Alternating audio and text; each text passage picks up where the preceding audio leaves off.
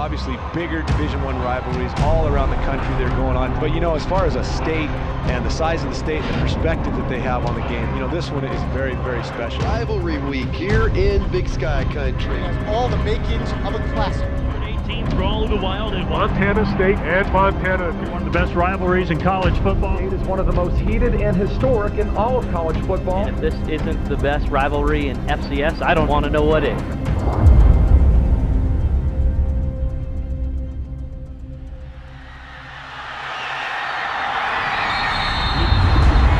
An FCS playoff berth may be on the line on this next play, and if not the next one, fourth down. But the stakes for both of these teams extremely high in the 118th. Brawl of the Wild. Let's see if they go back to Eastwood. Maybe Snead will fake and keep. We'll take a look.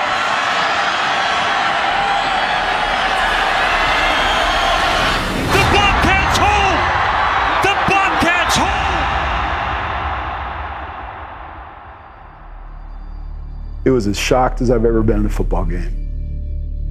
There's a chance you're going to stop them, but you just don't think it's going to be that way.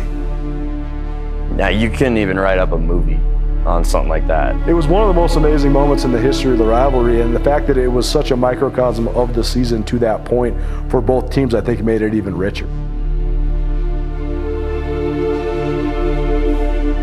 And then Coach Ty came up to me after the game and gave me a hug. He's like, dude, you don't even know what you did right there, man. Like, you know, you're going to be remembered forever for that.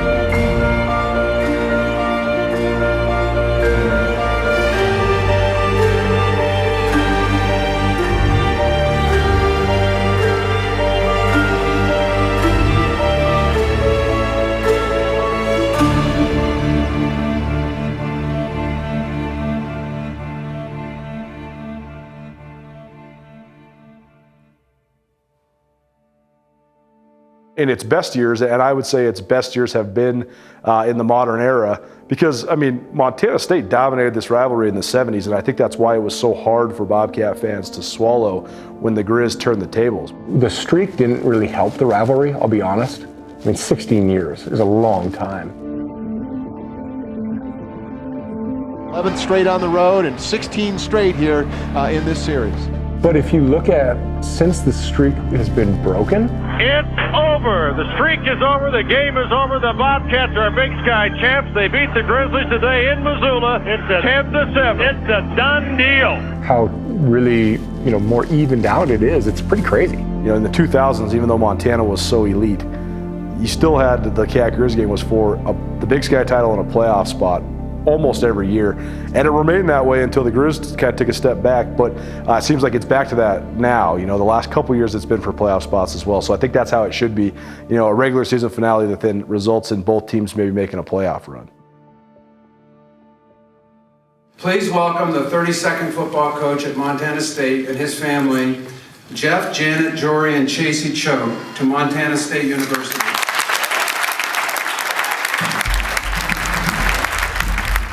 He set the tone that this was different. It wasn't just another game on our schedule. Now, the one thing they will remember is they'll always remember that game against the team over the hill. And so we got to make sure that we own this state and do everything we can to make sure that the Montana State University has its rightful place in this state. The energy in the building, the energy in the meeting rooms, the energy in the locker room, the energy at practice, all was completely different. Choate really just came in with his head down and just ready to work. He had to do some heavy lifting, especially with some of the guys we had in the program. He really came in and just, you know, kind of just wanted to cut the week out. And it worked too. He made everything as hard as possible. Our workouts were insane. Best conditioned team in the Big Sky starts today. Let's go. Well, it's so interesting covering Rob Ash preceding Choate, because I guess the best story I could tell is when Rob Ash led Montana State to their third straight Big Sky title, I wrote this profile on Rob. And we sat in his office for about 2 hours talking, and I asked him just every single element of his philosophies of football. But I asked him, so you have strategy, you have emotion, you have grit, you have toughness. How would you weigh each of those things? Like, which one outweighs the other? And he told me that he thought football was 99% strategic and only 1% emotion. And I thought that was on such full display whenever they would play in the Cat Grizz games. Joe approached it in a complete different way than Coach Ash did. So I had 2 seasons with Coach Ash, and he was just like, you know, it's not FTG, it's BTG. You know, we're gonna beat the Grizz, we're not gonna whatever. He would look at it that way, like it's almost just like another game, you know, like we're gonna take care of business, we're gonna beat these guys. And he had success in the game, you know, a couple times. But when Joe came in, it was the complete opposite. It was a fundamentally different mindset. I mean, they played a completely opposite style of football, smash mouth, toughness. And I think Choate fully knew not only how big of a deal the game is in the state, but how big of a deal it is to people on the Montana State side of things. What my old coach was saying was, you know, basically what his message was, and the words that he used was this. He said, I don't care if you are from Australia, California, or 2. Montana. You can go to the Indianapolis 500, you can go to the Super Bowl, you can go to a heavyweight fight. The greatest sporting event that you will ever be a part of as a player or coach is the Brawl of the Wild. Because of the unbridled passion that will be out there. But just like Coach Mobley said, fellas, that's everybody else's business. What we have to do is take care of it between the white lines. And then we can enjoy the fruits of our labor. Because I will promise you this, if you beat the University of Montana, and you beat them every year, everything else will fall into place. Everything else. You seniors will come back to a beautiful end zone complex that you deserve now, that your brothers down the road will get. But it starts and ends by beating the University of Montana. And they are going to go for it. How about this? Do they try to draw Montana off? And if they can, do they maybe take another timeout with 2 remaining? Murray stumbles. He wants to go for the pass. He has a wide open player inside the 5-yard line. They end a 3-game losing streak in this series. They get back-to-back wins in conference play to close out the season, and they end Montana's playoff hopes. One of the really cool things that he did was he had former players and Bobcat greats come back and talk to the team. So you guys start to get just a little bit of a feel for what this is about, what this means. He let the former Bobcat greats address the team and talk about what this rivalry meant, not only to them, but to Bozeman, to Montana State. It was awesome to get that perspective and see what guys were talking about, see what they were, you know, how they felt about the game and the rivalry and all that stuff, and it really kind of set it all up. I promise you, we didn't think about going to the playoffs. We thought about doing one thing, and that's ending the streak. You guys have a chance to do something that hasn't been done in over 30 years, and it's about time. This will carry with you forever, this game. What it's about is what's in these walls and nobody else. Nobody else gets it because they're never gonna have this right here. And this is what it is all about. I wish someone would have said, just take like 5 seconds that day and appreciate it. Because damn it, this rivalry's special. Season on the line. Montana State 31, Montana 23, 9 seconds left. Montana has it 4th and 10 at the Montana State 28. Jensen, 3-step drop. He pumps, he throws right. It is batted down and incomplete. Tyrell Thomas wins the game for the Bobcats.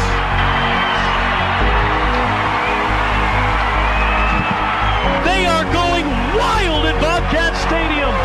And Montana State will win the Brawl of the Wild for the 2nd year in a row. The University of Montana has officially picked a new football coach, but we didn't need much of an introduction today. Bobby Hauck made his return to UM. The Grizzlies' former and now current head coach knows all about the legacy of the job. You know, I think every Grizz fan was thinking, well, Bob Stitt's out. Bob Stitt was an outsider. Bob Stitt was the reason we were losing Cat Grizz games. Bobby Hauck is back. Bobby's the one that's going to lead us to glory. Bobby Hauck's going to be the one that derails this momentum that Choate has going. I think that there's a certain level of arrogance that goes along with that long success. And, Coach Houck wasn't there for the 2 times that we beat him when Coach Stitt was the head coach. And what he remembered about that rivalry was it being one-sided. That was what he had come to know. It's a rivalry game. You never want to lose it. And it's a lopsided rivalry, and we like keeping it that way. And how do you cap off an undefeated regular season? How about a bath for Coach Houck? As his team improves to 11-0, they finish the regular season unbeaten. The way that Montana was playing at that moment was such a far cry from what Bobby Houck had so much success doing. It was basically the antithesis of what Houck's teams were in terms of their identity the first time around. Montana State, I thought they had no continuity in offensive play calling. They ended up making multiple play caller changes in the middle of the year. And then they go to Idaho State and they lose 24-17 in a game where they kicked Idaho State's ass and they didn't score any points. And all of a sudden then their back is against the wall. But I think that right there encompasses Jeff Choate's mentality. When your back is against the wall, that's when he's at his best. And he saw that in 18 and 19 where when they couldn't lose another game, they didn't lose another game until they got to the playoffs. We knew that we had to go on a run in November. It was Idaho State. We took an L, and we knew that we had to run the table if we wanted a chance. Bobcats now 4-4 on the season. The Cats are 2-3 in conference play.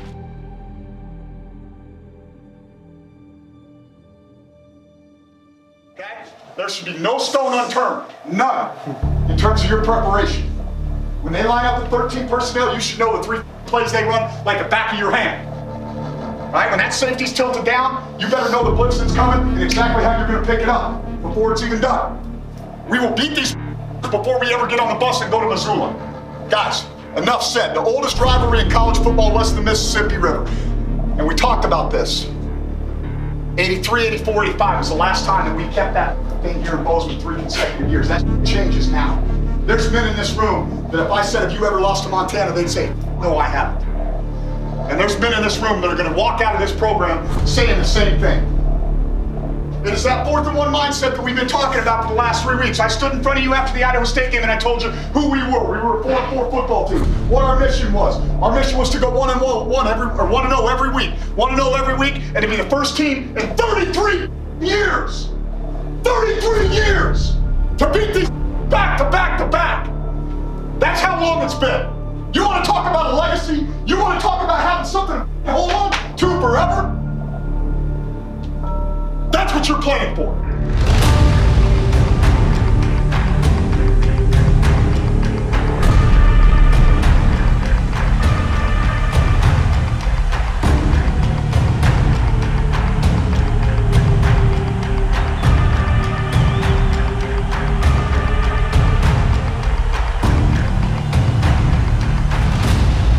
Montana State, first winning record since 2014. They clinched that last week. Both of these teams come in on a roll. Both teams on 2-game winning streaks. 5 straight 100-yard games for Troy Anderson. He's number 3 in the country with 16 rush touchdowns.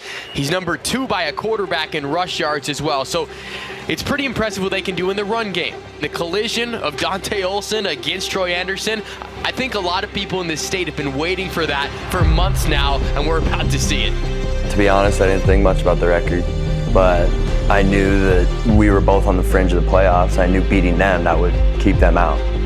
And that played 5% of the motivation, maybe 10%. The Brawl of the Wild, Montana, the game says it for itself. You just don't need any extra motivation to go whoop them, get that trophy. You just don't. You grow up, that's all you think about.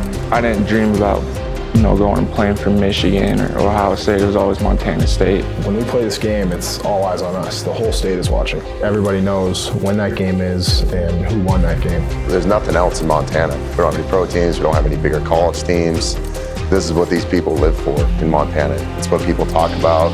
If you don't win, you're going to hear about it for the rest of the year. It's the Super Bowl out here. It's the most important thing. It really is only one conference game in terms of your final standing. That said, the reason I think it resonates so much is because of the pride people in Montana have for Montana, but more importantly, the pride people have in the history of Montana. It's a historical event. It's the next chapter in this wonderful history book that never stops being written. For the 118th time, this ancient storied and sometimes bitter rivalry is about set to go. So much is on the line. A trip to the FCS postseason could well be hanging in the balance as we get ready today. And we are underway from Missoula, the 118th meeting between the Grizz and the Cats. Sosa will grab it at the 5-yard line, cutting up the middle of the field to 25, gets hit hard and will go down at the 27. And their quarterback, Dalton Sneed, the last 2 games, 9 touchdowns, no turnovers. The Grizzly offense is ready for him. They will fake it to Garrett Graves. Sneed thinking about going deep, throwing downfield for Curran, who had an unreal catch inside the Bobcat 30, and he waves first down. There's a flag on top of it as well. We didn't expect him just to drive down the field like that. I remember one play, the dude like reached over the top of Tyrell and literally snagged one over the top of him. You know, we were actually kind of traditionally a slow starting team that season. And so it wasn't that surprising. You know, you come into an environment like Washington Grizzly, and there's a lot of juice in that stadium at the beginning of the game. And I really think that the Montana players responded well and kind of fed off of that energy. And I think we got, you know, kind of hit in the mouth a little bit and we're stunned. 10, still on his feet down near the 5-yard line. It's a toss to Sulcer. Sulcer trying to get to the edge, and the freshman phenom is in. Touchdown, Montana. When they scored with a fair amount of ease, I think, you know, I heard later from our people that no one was really worried, that you get the feeling out process and you get the feel of the game and you're good to go. But I think in the press box and in the stands, people were thinking, oh yeah, here we go. Side left has a block. He dives. He is very near the line to gain. I don't think he got it. Turnover on downs. I thought we had some mismatches on the perimeter, which scared me a little bit, and I thought their quarterback was a heck of a player. I was going to be shocked if they would actually be able to consistently run the football against us.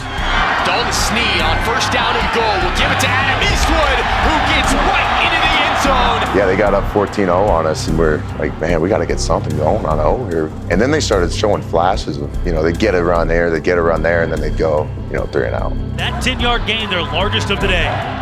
Jones motions out, trips out to the left now. It's a throw right. Afonso has it, he bobbles it, and he drops it. He had it, it went up against his shoulder pads, and he dropped it incomplete.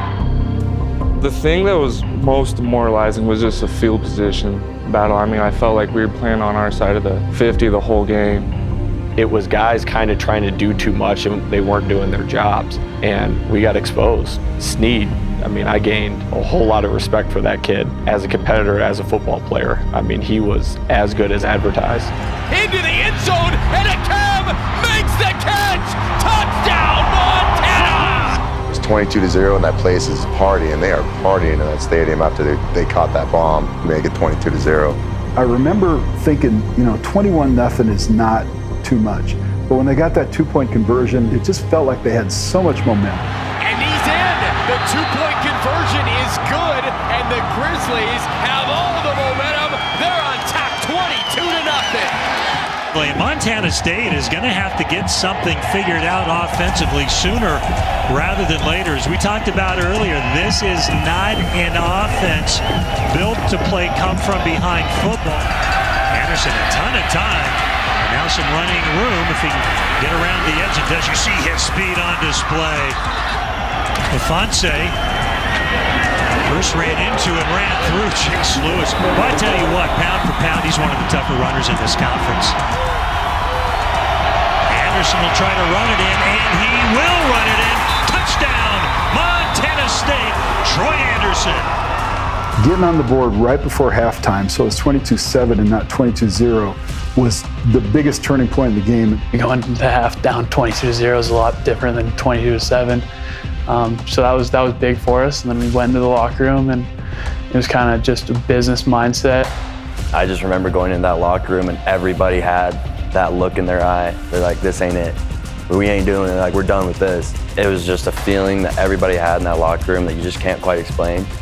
But you knew that we were going to go out there and we were going to get the damn thing done.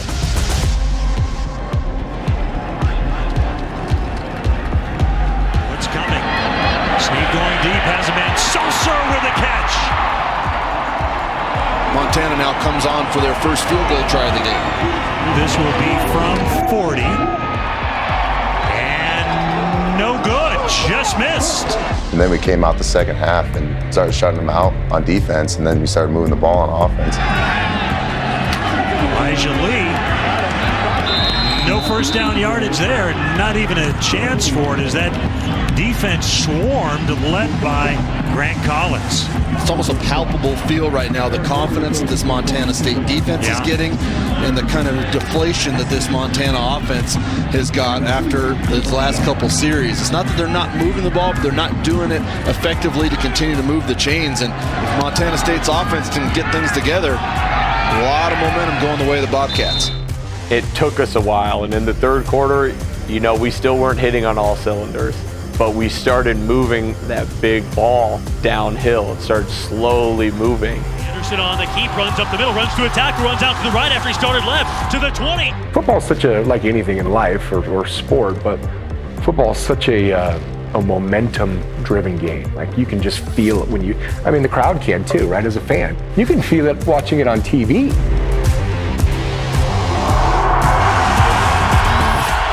Anderson seals the deal. He takes it in for the touchdown. When Troy scored that touchdown in the fourth quarter, you just kind of started thinking, this is doable. So it's clean. Snead in the pocket. He gets away from a sack, runs out to the right, throws on the run, and it is caught by Curran. An unbelievable play. We had guys hanging off of him, and he continued to make play after play after play. Get outside the pocket, and he'd line one down the sideline and convert the first down. 3rd and 16. Snead quickly has a man, breaks a tackle, and has a first down. Oh, that is another back-breaking play on 3rd down on this drive. They get a couple of those plays, like, okay, we're still playing. You know, you got them at 3rd and 17. Yeah, no, that was just super demoralizing because, I mean, that's a defensive dream, is getting them in 3rd and long. Goes in for another tackle for loss back to the 33. 2nd and 13, the Montana State 33. Goes, he is sacked again. It was Bryce Stirk again. Well, I think that Stirk, just from a pure physical gift standpoint, was one of the best defensive ends that the league has seen in the last handfuls of years. I mean, there's not really guys that are that big, strong, and fast that can run like he could. I mean, like, if Bryce walked in, you'd be like, dang. I mean, that's why he started at Washington and not, you know, Montana State. You know, I'll never forget when he, for the first time, mentioned to me that he wanted to wear 37 because that was Montana's legacy number. I just thought to myself, this guy might be a little bit different. Can the Grizz do it again on 3rd down? 2 receivers to the right. 3rd down and 19, under 10 minutes left. They fake the handoff. Snead firing it for a Kev across the middle. Are you kidding me? Sammy Kev comes out of the pile in triple coverage to make the catch. They caught one on Braden late in the game where I'm like, okay, sorry, coach. Not much else we could have done there. Like, the 6'4" kid went up and made a play. 3rd down and goal from the 10. For Montana. The Bobcat defense here with one more chance to hold tough. Eastwood is the running back. Snead in the pocket, looks right, runs away from a tackle, and he's sacked! Tucker Yates gets him down, back at the 17-yard line. We're going to get into some of the symbolism of all of this, but the fact is that the game's result influences the in-state recruiting battle, and the in-state recruiting battle influences the game so much as well. And I thought that the main factor in both the 2018 and 2019 rivalry games were the play of the Montana kids. This try will come from 34 yards on the right hash. The kick from Semenza on its way, and it is good. The Grizzlies go up by 10. 7:46 remains, still plenty of time to get the 2 scores you need. But you gotta have a good possession here. Montana State 1st and 10 at its own 48-yard line, 6:55 to go, down by 10. Anderson deep down the left sideline looking for McCutcheon. He tries a one-handed grab and can't haul it in. He was matched step for step down the boundary by Justin Calhoun. 2nd and 10 for the Bobcats at the 48. Anderson to throw again. Little pressure this time, looking down the left sideline for Johnson. Runs under it, catches at the left, numbers at the 10. He's down at the 7. So he just thrown that deep ball to Lance that was incomplete. And we came back with what looked to me like the same route concept. It was the same kind of throw. You know, Troy had a knack for doing that, where you'd look at his passing stats all year and you'd go, eh. But he'd made big throws when you really needed them. And once we got that close, you know, we loved to run the ball. Hands it off, he fakes it, he keeps it, he walks in! Touchdown! Montana State! Troy Anderson's 3rd touchdown of the day! Q power was a play that they didn't fit very well, and once we got into low red zone, that was going to be our go-to. But when you get a 230-pound guy that can run like Troy can coming downhill at you, that's going to be a problem. And I think his message at that point was, we're not going anywhere. And you guys can have your party right now, but it's about ready to end. Troy Anderson grew up as a Bobcat his whole entire life, so I guarantee you he's dreamt of that moment. I think that he gave this program and that team, and he will leave this place having truly given everything he has to this program. And he's been asked to play a lot of different positions. In terms of actual quarterback play, Dalton Snead's probably a better quarterback. Who would you rather have to close out the last 15 minutes of a brawl? You know, maybe Troy Anderson. There's a big opportunity for the Bobcats. Snead in the pocket, little bit of pressure, has some time, flushes out to the right, runs down the right sideline, gets a block, he gets hit hard, the ball comes loose, it's on the deck, there's a scrum for the football, Montana State says it has it, and the Bobcats have it! The Bobcats get the football! Grant absolutely balled out in that game. I mean, it's a kind of underplayed how well Grant played in that. You know, we talk about Conkle, talk about, you know, Troy, but Grant balled. Snead was such a gunslinger and such a talented player, but he oftentimes tried to do too much.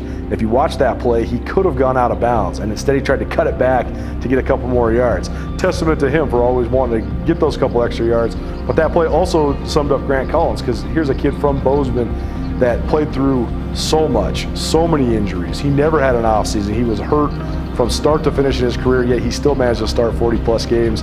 And what a moment for a Bozeman kid to make that play on the road, Washington Grizzlies Stadium in the rivalry game. So the Bobcats have not led. They have trailed by as many as 22 today. Troy Anderson out of the shotgun. Handoff Logan Jones, a senior from Kalispell, out left to a tackle at the numbers left to the 30. You know, sitting out the previous years, you know, due to injuries and not being able to play in that, and being from Montana, and just wanting to help my team and do everything I could for them, but I had to watch, absolutely tore my heart out. Very few skill guys come out of Montana, but Logan Jones was definitely one of the most explosive. And when he came to Montana State, he was sort of a tweener, and then he sort of got washed up in the coaching change. He fought through everything that came his way, injuries, the whole deal. Because I remember I went to a Brawl Wild game and Daenerys was playing, Chase Reynolds. I mean, I was watching that game from when I was so young. And then, you know, I finally came to MSU, and in the back of my head, every day, it's like, you get to play the Grizz, man, you get to be in this game. And previous years, I didn't. And I mean, that built tons and tons of fire for me. And it helped me realize how special it really was. Grizzlies 25, Bobcats 22, 2:29 to go. Second and 11 for the Bobcats at the Montana 12. Man, I knew, because they were eyeing Troy all game. And sure as hell, go around, Troy pitches it to me. Sandry loses leverage on me, I get around him, no problem, see nothing but that ugly maroon color end zone, walk right in. Touchdown! Touchdown, Montana State! And just being in that moment and being a Montana kid and scoring that touchdown in that game, I mean, I don't talk about it a lot, but in the back of my head, I'm like, that was so special. For him to score that touchdown after all he'd been through, that was really cool. That was really special, because he's such a great kid and one of the guys I've enjoyed so much, but for him to get that score was awesome. What a remarkable second half. The Bobcats have scored 22 points in the fourth quarter to come back from what seemingly was the dead in the first half. You know, there's such a history in this rivalry of kickoffs, turning a game. And even though we've done a really good job of bottling him up really all day, that you just kind of look back there at Flowers and thought, oh, man, kick it out of the end zone. When you rehash this rivalry, all the games in the 90s, Montana State was not as far away from breaking the streak as people remember, but they lost in heartbreaking fashion so many times. The game winner. The kick is up, and it is good. The Montana Grizzlies have come back to win this football game 27-25. Shorter kick. Malik Flowers will have a chance. Grabs it to the 3. Up the numbers to the 10. Now the 15. Flowers cuts outside at the 25. Malik at the 35. Another move. Getting into Bobcat territory. And Malik Flowers is down right at midfield with 2:08 to go. It wasn't my favorite thing to see as time winding down, spotting them on the 50, but we played our butts off, and you just didn't want to see it come down to that. Coach Rising, our secondary coach, he was upstairs, and one of the things that he was, kind of part of his role is to calm everything down and make sure we get the calls in those situations. And he continually was reminding our defensive staff that, hey, the pressure is on them. We're not defending a yard line. They don't need a field goal. They need a touchdown. There's a lot of energy going, and if you don't focus that back into your job and what you need to do and your assignment, your responsibility, and doing what it takes to win, we could have lost the lead there. This is kind of what you live for, is being a kid from Montana, playing in, the Cat Grizz game, 1-score game, 2-minute drill. You're on the field and you have a chance to go win it. I mean, that's what you live for. Snead with 3 receivers to his right and 1 to his left. On first down, looks, pumps, throws. Runs away from some pressure. He streams it out left to Eastwood. He's down the left sideline. He breaks a tackle inside the 40, and he's down at the 36. Snead holds his arms out. Left foot stretched in front of the right. He takes a 3-step drop. Pressure from the left. He throws it right. On the near side, a sliding grab is made. It's inbounds by Jerry Louis McGee at the 27. He stays inbounds. The clock continues to wind. 1:33 to go. They get back into formation, the same look. Eastwood a handoff, he runs up the middle, bounces out right, has the first down. He gets to the 20-yard line. 1st and goal, Montana at the Bobcat 9. He will get the snap, looking to his left, steps up in the pocket, fakes it and runs at the 5. Snead tackled down at the 4. It all comes down to this. Snead in the huddle. The Grizz have 1 timeout remaining. 3rd down and goal. Ball at the 1. Snead trying to quiet the crowd. 3 receivers out to the right. Snead will give it inside to Eastwood, and a timeout was called. A timeout was called before by Jeff Choate, and the touchdown will not count. Prior to the play, timeout, Montana State. We're on the 1-yard line, and they're calling in our base call. It was literally our most base call. It's called lurk. It was literally like when we needed just to play our base defense, they would call lurk. There had to be a timeout coming or something, because we're not going to play lurk in this situation. So like if teams are going fast on us, and we would give a signal, and it gets you in a front in coverage, and that's what you play. And so I called that base defense. I know over there they'll say that Coach Choate didn't get it in time or whatever. We did. But we also told the ref that we were going to take a timeout. He told them, I'm calling timeout. In that timeout that Choate called, I mean, you got the defense looking around at each other, and everyone's saying, you don't got to make a play, you don't got to make a play, we got to make a play. And it's called the miracle in Missoula, and that's fair. But, as I told the players, maybe for just one play, maybe one play when we needed it most, you played better than they did. And then it was just, the miracle in Missoula was magical. Let's see if they go back to Eastwood. Maybe Snead will fake and keep. We'll take a look. Eastwood did not make it. Ball out. Recovered by Montana State. The Bobcats hold. The Bobcats hold. Celebration penalty coming on the field. They don't care. What a stand. That was the Montana boys that never wanted to lose to Montana. When you think about Grant Collins, Tucker Yates, just the guys that had impact on that play, generally speaking, were guys that were heart and soul Montana dudes, and they just made a decision. They weren't losing. You have a kid from Helena High, Chase Benson, who blows the center off the ball. You got a kid like Tucker Yates from a coal mine in town in Colstrip. You got Grant Collins, the favorite son of Bozeman, in on the play. And then all of a sudden, Derek Marks, the local kid from Belgrade, Montana, picks it up and is celebrating. And it was one of the most surreal and insane celebrations. It just couldn't have been any better. And of course, all those guys are Montana kids. How could it be better than that?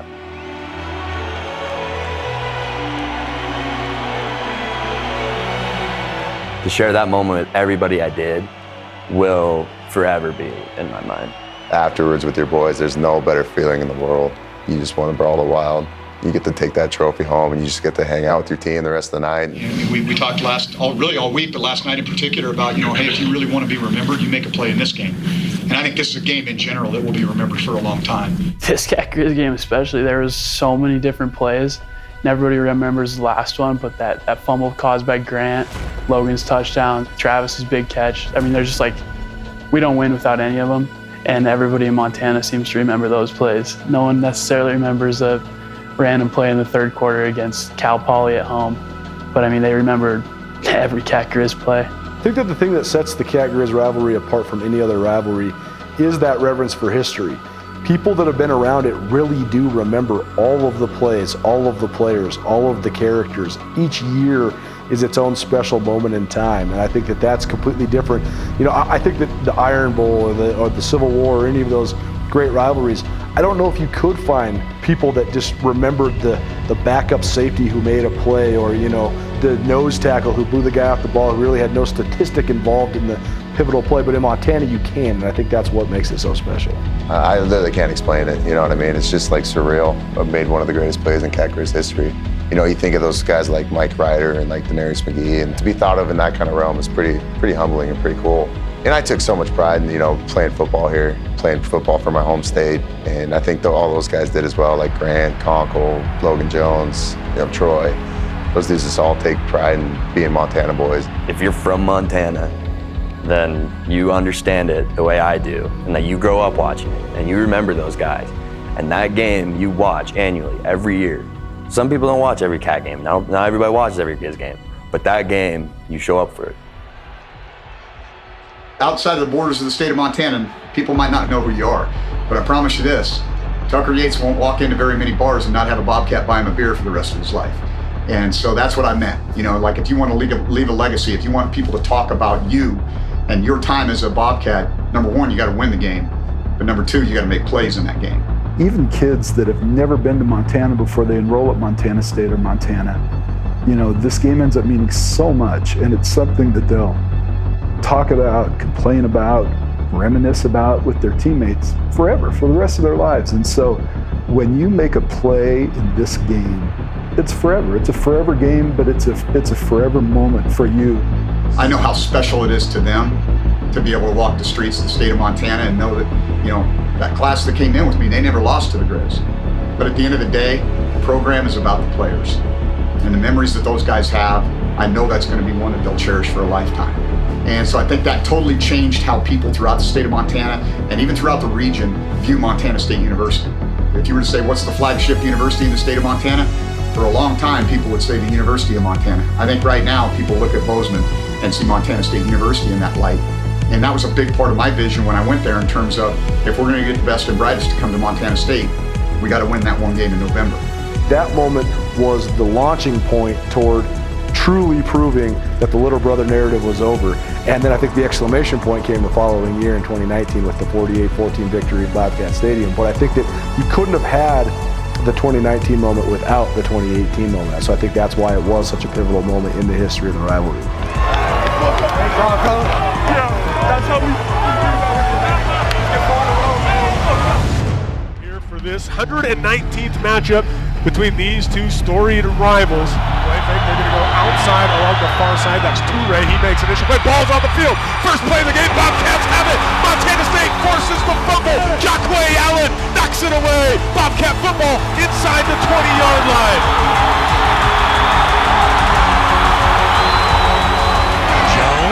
Logan Jones, touchdown, Montana State. And 5 dives for the pylon, touchdown, Isaiah Ifanse. Back deep drop, throws it right to Braden Conkle.